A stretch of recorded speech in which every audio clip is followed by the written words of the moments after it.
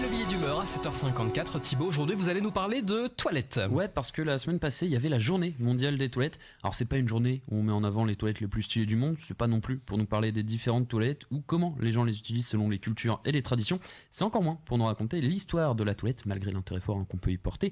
Rien de tout ça, la journée mondiale des toilettes, c'est plus pour nous rappeler que 60% de la population vit sans WC. En gros, à l'heure actuelle, t'as plus de 4,5 milliards de personnes qui ne peuvent pas faire caca dignement. Et c'est bien d'avoir ce genre de piqûre de rappel parce que nous, on est tellement facile en termes de toilettes qu'on se permet même d'innover dans la discipline. T'as des endroits où tu peux uriner dans des toilettes en forme de trompette, de guillotine, en forme de bouche. T'en as, ce sont des décors, genre comme si t'étais au ski. Tu peux même faire ce que tu vas faire sur des toilettes Game of Thrones. Tu peux concrètement dire que tu vas sur le trône.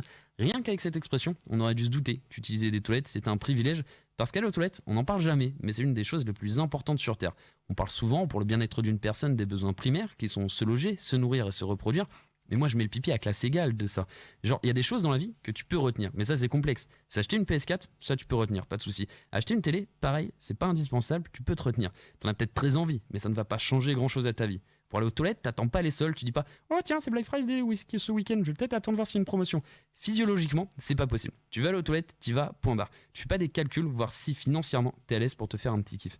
C'est pour ça qu'il y a un truc que je n'ai jamais compris, c'est le fait de payer les toilettes. J'ai un rythme de fréquence cardio-urinatoire supérieur à la moyenne, ce qui fait que quand je vais un week-end en Flandre par exemple, je dois prévoir un budget d'âme pipi. Tu vois, logiquement, les gens, ils prévoient souvent 4 cases quand ils partent. Transport, loisirs, nourriture et logement. Moi, je rajoute la case toilette et ça me revient aussi cher que mon billet de train. C'est hyper frustrant, j'aurais pu partir un autre week-end. Et c'est pour ça que la journée mondiale des toilettes, c'est bien. Plus de 4 milliards de personnes qui ne peuvent pas faire leurs besoins dignement, ça fait relativiser. Au final, c'est pas si grave de devoir se payer les toilettes. Et puis ça ne s'arrête pas qu'à la structure des toilettes, il y a aussi ce que ça entraîne.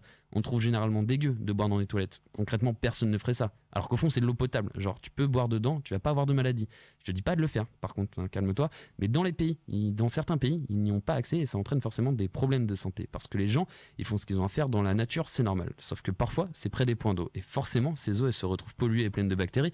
Et des gens vont boire cette eau et attraper certaines maladies. Parce que des sortes de toilettes, ça existe depuis plus de 2000 ans.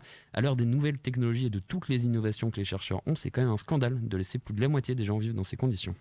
Merci beaucoup Thibaut Vidal.